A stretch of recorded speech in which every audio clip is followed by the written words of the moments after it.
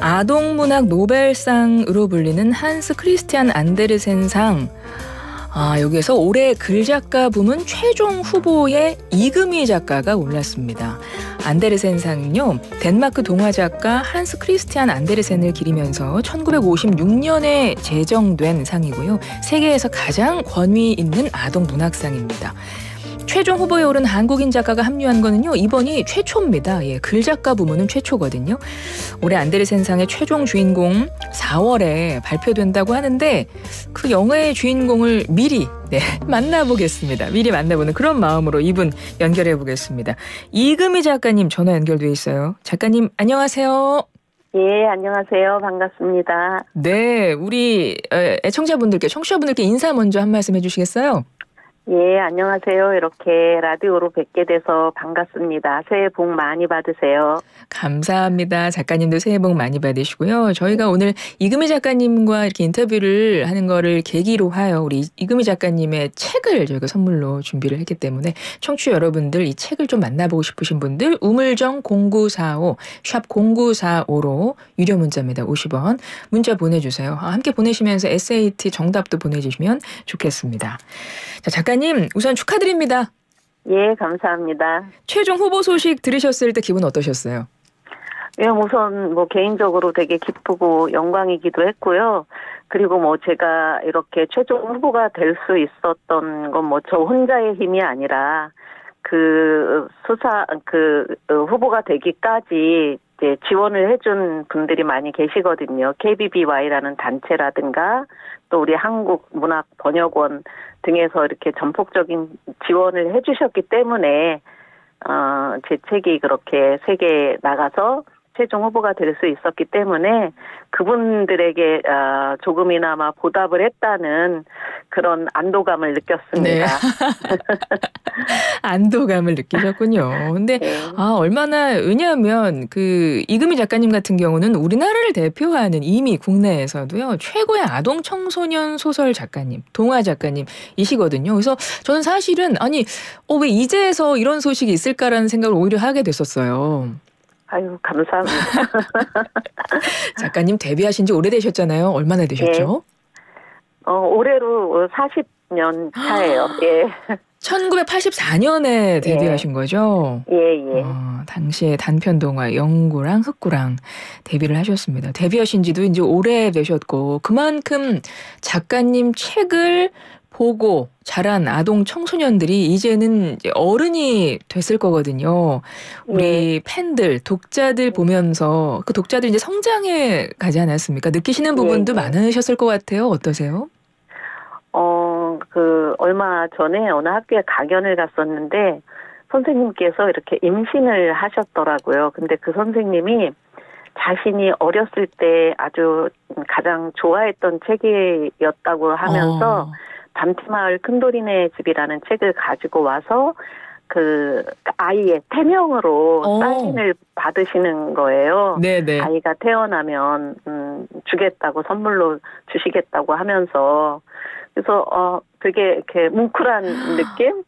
예, 마치 그 아기가 제 손주인 것 같은. 그러니까요. 그런 뭉클한 느낌을 많이 받고 1년에 몇 차례씩은 이런 성인이 된 독자들로부터 이렇게 잘 성장했다라는 안부 메일을 받고는 해요. 그래서 그건 아동 청소년 문학을 하는 작가들이 독자의 성장을 지켜볼 수 있다는 거는 어떤 부가적인 행복이라는 생각이 되게 들어요. 그래서 뭉클한 느낌이 가장 많이 듭니다.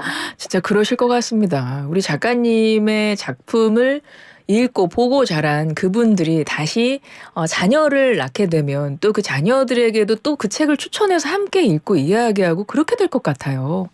그랬으면 좋겠어요. 그러시겠죠. 네.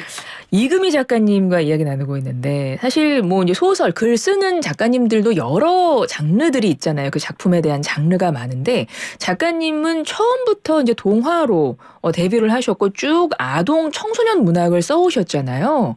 예. 특별히 이 장르로 처음에 데뷔하시고 계속 쭉 글을 쓰시는 어떤 이유가 있을까요? 저는 어렸을 때 그렇게 뭘 잘하거나, 그런 아이가 아니었어요. 그런데 그 책을 통해서, 동화책을 통해서 굉장히 많은 위안이나, 위로나, 또 행복이나 이런 걸 느꼈었거든요. 네. 그래서 저는 어렸을 때부터 꿈이 작가였는데, 제 마음속에서 이렇게 작품을 구상하거나 이러면 항상 아이들 이야기가 이렇게 나오는 거예요. 그래서 저는 사실 어려서부터 나는 동화 작가가 될 거야 한 게 아니라 나는 작가가 될 거야라고 생각했었는데 내가 정말로 쓰고 싶은 이야기는 아이들 이야기로구나를 오히려 이렇게 이제 그 습작을 하면서 알게 됐어요. 아마 그래서 제가 그 이유를 제가 이렇게 생각을 해봤는데, 네. 어린 시절 저를 행복하게 해주고 또 저의 자존감을 키워주고 했던 그 동화책이 어떻게 보면 가장 흥미롭고 또 위대한 분야다라는 생각을 어린 시절에 했던 것 같아요. 네, 그래서 자연스럽게 동화와 또 청소년 소설을 쓰는 사람이 됐습니다. 그러시군요. 그렇게 해서 40년째 아동 청소년 문학을 써오고 계신데요. 앞서 얘기했지만 첫 데뷔 작품은 1984년 영구랑 흑구랑이라는 단편 동화입니다. 근데 어디 보니까요, 이 작품에 대해서 우리 또 선생님에 대해서 평가하는 걸 보면 세월이 지나면서 이 작가님들의 작품도 끊임없이 성장하고 또 작품 세계도 확장되고 있다. 뭐 이런 평가들이 있어요. 작가님 어떻게 생각하십니까? 이런 평가에 대해서. 저는 제가 등단을 했을 때는 저는 결혼 전이었기 때문에 네. 이제 아이가 없었죠. 그러다 결혼해서 아이 낳고 하면서 제 아이들의 어떤 성장을 과정을 따라가면서 작가는 자기 삶 속에서 소재를 얻고 또 이야기를 쓰는 사람이기 때문에 자연스럽게 아이들의 성장과 더불어서 동화를 쓰고 또 청소년 소설도 쓰고 그러다 또 청소년 소설을 쓰면서는 아이들의 현실을 그리다 보니까 그 작품의 무대가 집, 학교, 학원, 학원으로 이어지는 그런 무대가 너무 답답하고 이래서 좀 시공간을 넓힌 이야기를 또 쓰기 시작했고 그런 식으로 이렇게 제가 어떤 의도를 하고 계획을 했다기보다는 자연스럽게 그렇게 또 이어진 것 같습니다. 예. 작품에는 당연히 글을 쓰시는 작가님들의 글에는 그 작가님의 삶도 묻어나게 마련이니까요. 그렇죠? 반영되게 마련이니까. 예. 우리 작가님의 삶의 그 궤적, 삶의 어떤 폭이나 넓이나 이런 것들이 확장되면서 당연히 그것이 작품에도 반영이 된 거로군요. 저뿐만 아니라 모든 작가님들이 그러실 것 같아요. 예. 우리 작가님의 자녀분들은 이렇게 엄마의 작품을 보고 뭐라고 하세요? 지금은 이제 30대가 됐는데, 아들은, 그냥 전폭적으로 그냥 지지를 해주는 편이고, 재밌다, 이렇게, 의례적인 얘기를 하는데, 딸은 좀 냉철하게 이야기를 해주는 편이에요. 그런데 사실 제가 진짜 도움을 받는 건 그런 냉철한 어떤 비판이나 비평에서 도움을 받는 것 같아요. 그렇군요. 아마 아드님의 괜찮아. 이거 자체가 일단 기본적으로 깔려 있잖아요. 괜찮구나. 거기에 이제 지적이 오니까 괜찮은 거 아닐까요? 두 분 다 지적하면 조금 전 기분 나쁠 것 같아요. 약간 딸의 그런 냉철한 비판에 좀 감정이 상할 때도 있어요. 우리 따님께서 이 방송을 들으셨으면 좋겠고요. 오늘 안데르센상의 한국 작가로는 최초로 최종 후보에 올라간 이금희 작가님과 여러분 인터뷰 중입니다. 우리 이 작가님이 슬기로운 라디오 생활 애청자분들을 위해서 선물을 좀 가지고 오셨어요. 후보작으로 올라간 이금희 작가님의 동화책들 저희가 문자로 신청하신 5분께 선물로 드리겠습니다. 우물정 0945 50원의 정보 이용료 들어가는 유료 문자로 남겨주시면 돼요. 작가님 혹시 글감 찾고 구상하실 때요. 어떤 작가님만의 루틴 같은 게 있을까요?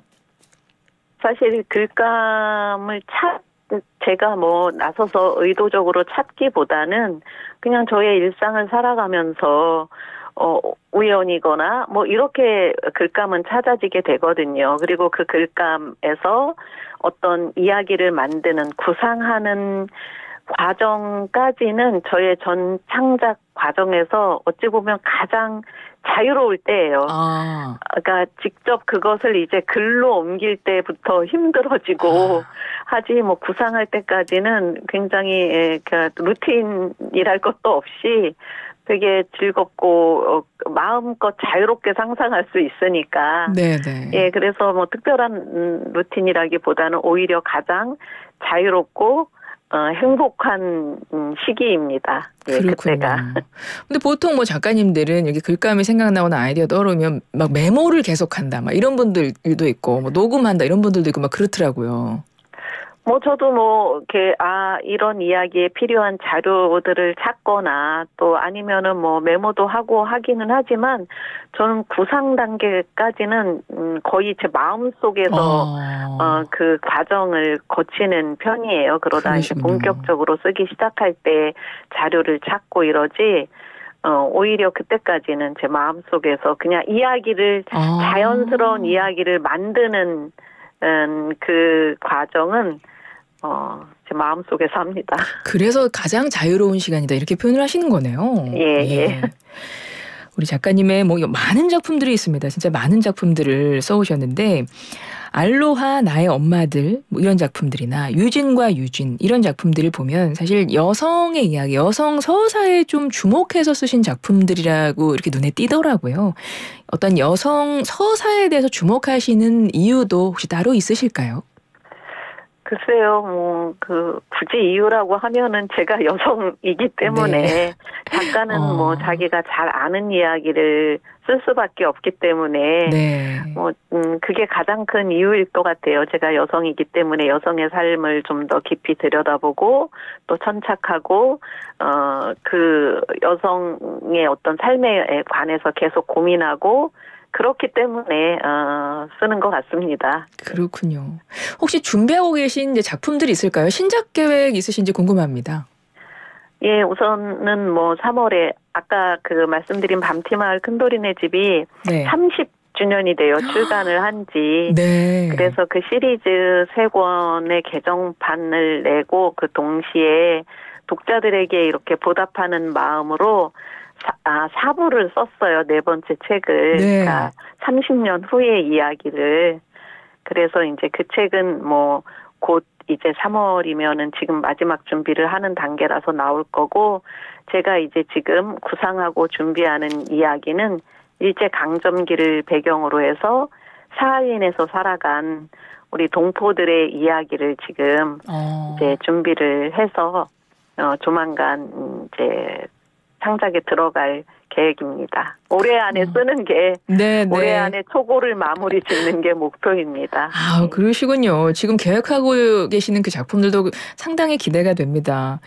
이미 쓰신 작품이 50권이 넘으셨고 이제 이렇게 다작을 하시면 뭐 작가님의 100번 책도 어느새 만나게 되지 않을까 싶은데 저는 사실 그런 생각이 들어요. 이렇게 창작이라는 것도 이제 글을 쓰는 작업 같은 게 결코 뭐 어떤 일이든 쉬운 일은 없겠지만 얼마나 그 창작의 고통을 느끼시는 시간일까 이런 생각이 드는데 끊임없이 계속 이렇게 좀 다작을 할 수 있는 그 원동력이 뭐라고 생각하세요?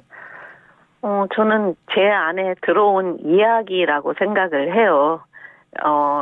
저는 제 안에 제가 어디선가 영감을 받고, 이 이야기를 쓰고 싶다 해서 제 마음속에 넣어둔 이야기에 대해서 굉장히 책임감을 느끼고 있어요. 그래서 그 이야기를 일단 내 마음에 들어온 이야기는 어떻게든 세상에 꺼내놓고 싶다는 그런 이야기가 계속 내 안에서 지금도 자기 이야기를 만들어가고 있고 그것이 저로 하여금 계속 꾸준히 쓰게 하는 원동력인 것 같습니다. 그러시군요. 0507번님이 우리 청취자분이십니다. 문자를 주셨어요. 이금희 작가님 축하드려요. 먼저 축하 인사를 주셨고요. 예, 감사합니다. 예, 그리고 이제 이렇게 적으셨어요. 저는 이금희 아나운서가 작가 데뷔한 줄 알았네요. 네. 예, 그렇게 오해하시는 분들 계세요. 그렇죠. 뭐 이금희 아나운서님도 언젠간 또 작가 데뷔하실 수도 있을지 모르겠지만 저희가 지금 인터뷰하는 분은 뭐 한국 아동 청소년 문화의 거의 뭐 대표 거장이라고 하실 수 있는 분이에요. 이금희 작가님과 함께하고 있습니다. 꼭 수상하셔서 한국의 위상을 전 세계에 알려주세요. 이런 말도 함께 남기셨어요. 예, 응원 감사합니다. 네, 많은 분들이 아마 지금 이 방송 들으시면서 똑같은 마음으로 응원하고 계실 것 같습니다. 이제 저희 한 1분, 한 2분 안 되게 남았는데요. 이걸 꼭 여쭤보고 싶었어요. 책 좋아하고 사랑하는 어린이들, 아이들 뭐 여전히 많겠지만 요즘엔 이제 환경 자체가요. 미디어, 네. 뭐 디지털 이렇게 환경이 바뀌면서 스마트폰이나 태블릿 등 이런 전자기기들을 통해서 뭔가를 보고 짧게 넘기고 이제 이런 생활이 좀 익숙해지다 보니까 책장을 넘기면서 읽는 걸 좀 어색해하는 친구들도 많다고 하더라고요. 예, 맞아요. 우리 아동 청소년 문학계 대표 작가님으로서 우리 아이들에게 독서가 특히 문학책을 읽는 것이 왜 중요한지 끝으로 한 말씀 좀 해주시면 좋을 것 같습니다. 책을 읽는다는 건 문해력을 키우기도 하고 또 사고력을 키우기도 하고 그런 역할도 있지만 그 시기에 특히 문학 작품을 읽어야 되는 가장 중요한 점은 책을 통해서 이렇게 공감 능력을 기를 수 있다고 저는 생각을 해요. 네. 요즘 어린이나 청소년들의 어떤 삶이라든가 그런 폭들이 좀 약간은 제한적이잖아요. 네, 그래서 모든 내 주위의 모든 아이들이나 친구들이 다 나같이 사는 줄 알고 그런데 책을 통해서 다양한 어떤 현실에 놓인 그런 아이들의 아니면 사람들의 그러니까 문학작품이라는 건 결국 사람과 삶에 관한 이야기이기 때문에 다른 사람들의 삶에 대해서 알므로써 타인에 대한 공감 또 배려 존중 이런 것들을 문학작품을 통해서 배울 수 있다고 생각해요. 그래서 그 시기에 문학작품을 읽음으로써 공감 능력이 뛰어난 어른으로 성장할 수 있다고 생각하거든요. 그래서 미래에는 미래에는 그런 공감 지수가 높은 사람이 성공할 확률이 높다 이런 책에서 그런 내용을 본 적도 있는데 꼭 공부나 학습이나 이런 것들이 아니라 인간의 어떤 기본 덕목인 공감 지수를 키우는데 문학 작품이 큰 역할을 한다고 저는 생각을 해요. 예. 네. 감사합니다. 세계적인 아동문학상입니다. 한스 크리스티안 안데르센상 글작가 부문 최종 후보에 오른 이금희 작가님과 오늘 인터뷰를 진행했는데 이미 이 소식으로도 너무 좋은 소식 알려주셔서 감사드리고요. 수상하시면 스튜디오로 한번 나와주세요, 작가님. 예, 고맙습니다. 네, 연락드리겠습니다. 지금까지 이금희 작가님과 함께했습니다. 고맙습니다. 예, 감사합니다.